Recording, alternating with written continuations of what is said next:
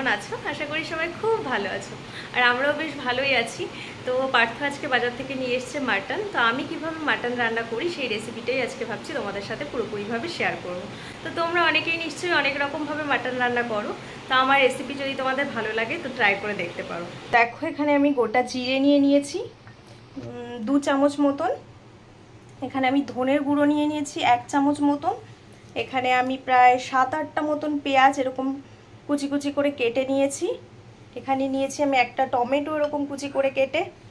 এখানে আমি প্রায় 8 থেকে 9টা শুকনো লঙ্কা দিয়েছি আর 3 থেকে 4টে কাঁচা লঙ্কা দিয়েছি।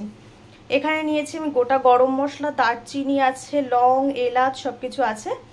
এখানে আমি 2টো রসুন খোসা ছাড়িয়ে নিয়েছি পরিষ্কার করে। একটা গোটা রসুন দেবো বলে এই রসুনটাকে আমি সুন্দর করে ধুয়ে নিয়েছি। এখানে আমি 1 থেকে 1.5 ইঞ্চি মতন আদা কেটে নিয়েছি। এখানে আমি 2টো আলু কেটে নিয়েছি। আর এখানে রয়েছে আমার 1 কিলো খাসির মাংস। আর দেখো আমি না ঘরেই টক দইটা বানিয়ে নিই, তো কিছুটা টক দইও আমি আজকে ব্যবহার করব মাটনে, তো সেই জন্য আমি এখান থেকে নিয়ে নিচ্ছি। তো তোমাদেরকে দেখিয়ে দিচ্ছি যে আমার ঘরে বানানো টক দইটাও কেমন হয়।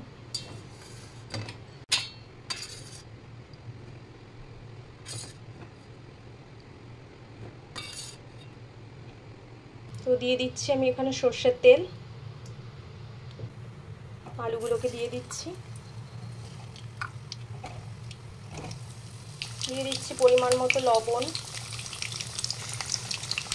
হলুদ। আলুগুলো আমি ভালোভাবে ভেজে নেব। তো এবার এইদিকে আমি কিছু কিছু মশলা বেটে নেব মিক্সিতে দিয়ে। যেমন এই জিরেটা দিয়ে দিলাম মিক্সির ভেতর, দিয়ে দিচ্ছি রসুন, দিয়ে দিচ্ছি আদা, দিয়ে দিচ্ছি আমি এখানে কাঁচা লঙ্কা, শুকনো লঙ্কা, আর দিয়ে দেবো আমি এখানে গোটা গরম মশলা। এই সমস্ত মশলাগুলো দিয়ে আমি এবার একটা পেস্ট বানিয়ে নেব। সমস্ত মশলাগুলো দিয়ে আমি এখানে সুন্দর একটা পেস্ট বানিয়ে নিয়েছি। তো চলো এবার আমরা যাব ম্যারিনেশনে। আবার প্রথমেই দিয়ে দিচ্ছি পরিমাণ মতো লবণ, পরিমাণ মতো হলুদ, কিছুটা বাটা মশলা দেব 1.5 চামচ মতন, কোচানো পেঁয়াজ দিয়ে দিচ্ছি, 3 চামচ মতন সর্ষের তেল দিয়ে দিচ্ছি। মাংসটাকে এবার আমি হাত দিয়ে মাখিয়ে নেব ভালোভাবে।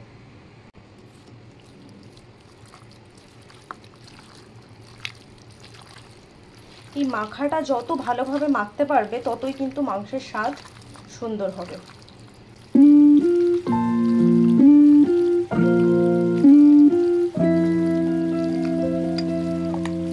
তো মাংসটা দেখো আমি খুব সুন্দরভাবে মেখে নিয়েছি। তো এটাকে এবার আমি 1 ঘন্টার জন্য রেস্টে রাখবো। আলু ভাজার ওই বাকি তেলটার ভেতরেই এবার আমি ফোড়ন দিয়ে দিচ্ছি গোটা জিরে আর গোটা গরম মশলা। এবার দিয়ে দিচ্ছি কোচানো পেঁয়াজ।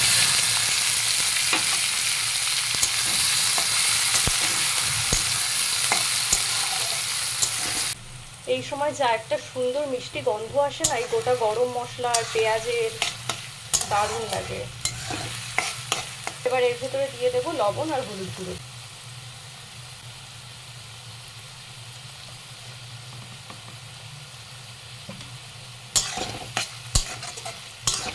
দিয়ে পেঁয়াজটাকে না বেশ ভালোভাবে লাল লাল করে ভেজে নেব।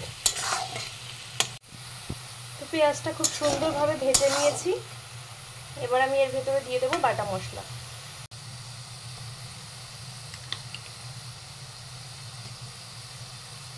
দেখো বাটা মশলাটা দিয়ে দিয়েছি, আর মিক্সির বাটিতে একটু মশলা লেগেছিল তো ওটাও আমি একটু জল দিয়ে ধুয়ে সেই জলটাও একটু দিয়ে দিয়েছি। তো ভালোভাবে এই মশলাটাও এবার কষিয়ে নিতে হবে। এবার এর ভেতরে দিয়ে দিচ্ছি আমি ধনে গুঁড়ো। আর সমস্ত মশলাগুলো তো তোমাদেরকে আগেই দেখে নিয়েছি, তো সেই জন্য আর বারবার করে বলছি না। এবার আমি এর ভেতরে দিয়ে দিচ্ছি টমেটো। আবারও ভালোভাবে নেড়েচেড়ে ভালোভাবে কষিয়ে নিতে হবে পুরো মশলাটা। রান্না করতে গিয়ে আমি কেমন ঘেমে ঘেমে কেমন টপ টপ করে ঘাম পড়ছে। যা গরম পড়েছে, তাও তো আমার রান্নাঘরে গেলে তো এরকম ঘামতেই হয়, কিছু করার নেই। এমনি ওয়েদার 2 দিন ধরে এখানে ভালো আছে, তো সেই জন্য আর কি এত তেল মশলা খাবো যে সেটা শরীরের সাথে স্বাদ দেবে, তা না হলে হয়ে যেত। মশলা থেকে তেল ছাড়তে শুরু করে দিয়েছে। সুন্দরভাবে পুরো মশলাটা কষানো হয়ে গেছে। এবার দিয়ে দিচ্ছি ম্যারিনেট করা মাটনটা এর ভেতরে।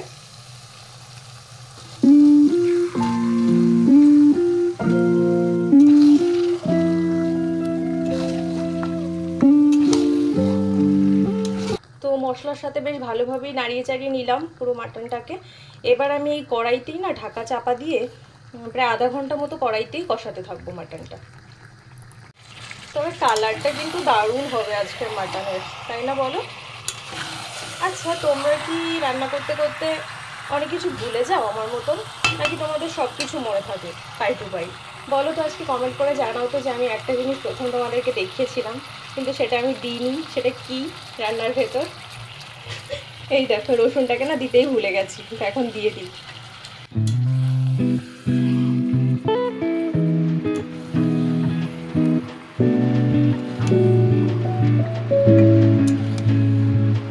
এবার আমার শুধুই এই কড়াইতে খুন্তি দিয়ে দিয়ে বারবার করে নাড়াতে হবে। এটা যে কি কঠিন কাজ, মানে আমার আজকে হাতটা ব্যথা হয়ে যাবে। নাড়িয়ে দিয়েছি, এবার আবার ঢেকে দেব।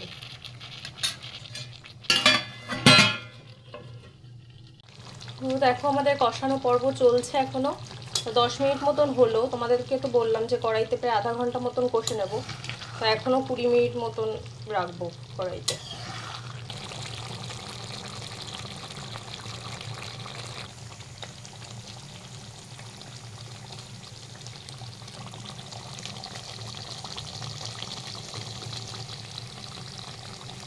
তো আমি চলে আসলাম বেশ আরও কিছুক্ষণ পর। তো আমি না এবার তেলগুলোকে এবার তুলে রাখবো, না হলে এরপরে আর তেলগুলোকে দেখা যাবে ওখানে, না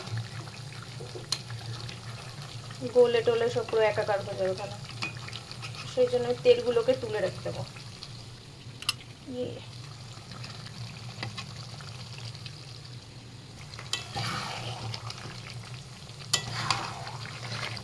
দেখো কি সুন্দর কালার হয়েছে। তোমাদের তখন বলছিলাম না প্রথমেই যে মনে হচ্ছে খুব সুন্দর কালার হবে। আমি নিজের রান্নার প্রশংসা নিজেই করছি, আর কি করব, তোমরাও বলো কমেন্ট বক্সে। তো আমি না এবার গ্যাসের ফ্লেমটাকে একদম কমিয়ে দিলাম। কেন সেটা আমি এবার বলছি। এবার না আমি টক দই দেবো। তো টক দই দেওয়ার সময় তোমরাও গ্যাসের ফ্লেমটাকে এরকম কমিয়ে নেবে, না হলে কিন্তু টক দই ভালোভাবে মাটনের সাথে মিশবে না, কেমন একটা ছাড়া ছাড়া মতন হয়ে যাবে, দেখতেও খুব বাজে লাগে। এই দেখো টক দইটাকে আমি ফেটিয়ে নিয়েছি ভালোভাবে। এবার টক দইটা দিয়ে দিচ্ছি।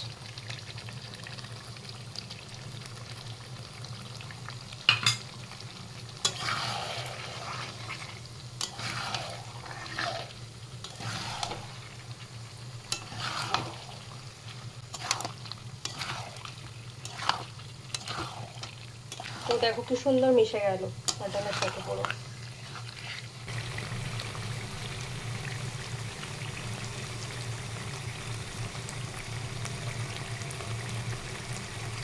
প্রায় 40 মিনিট পর আমি ফিরে আসলাম। এতক্ষণ ধরে কড়াইতেই কিন্তু আমি মাংসটা কষিয়ে নিলাম ভালো করে। এবার আমি দেব কিন্তু মাংসটাকে প্রেসারে।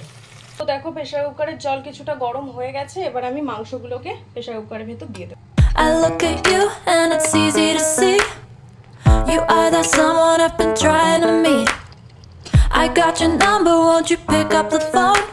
তো দেখো আমি মাংস প্রেসার কুকারের ভেতর দিয়ে দিয়েছি। আর এবার ভেজে রাখা আলুগুলোকে এর ভিতরে দিয়ে দিচ্ছি। দিয়ে প্রেসার কুকার এবার বন্ধ করে দিয়ে আমি এবার 5টা সিটি দিয়ে নেব। তো দেখো বন্ধুরা 5টা সিটি দেওয়ার পর আমি ফিরে আসলাম আবার।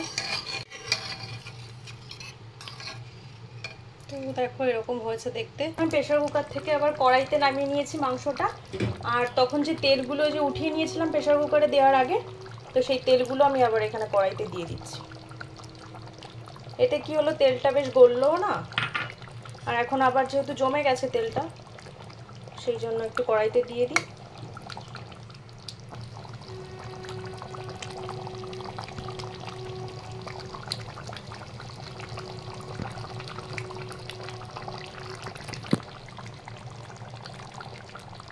তো দেখো বন্ধুরা কড়াইতে আবার প্রায় 5 মিনিট মতন রাখার পর রেডি আজকের রেসিপি আমাদের মাটন কষা। তো দেখো কেমন হয়েছে তোমাদেরকে একটু দেখাচ্ছি বাটিতে করে নামিয়ে।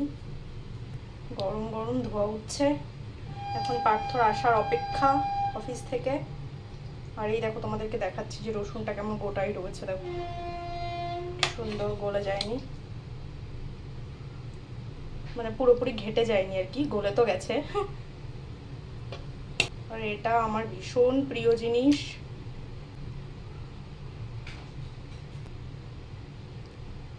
এরকম হয়েছে দেখতে মাটনটা। তো তোমরা অবশ্যই কমেন্ট বক্সে জানিও যে রেসিপিটা কেমন লাগলো।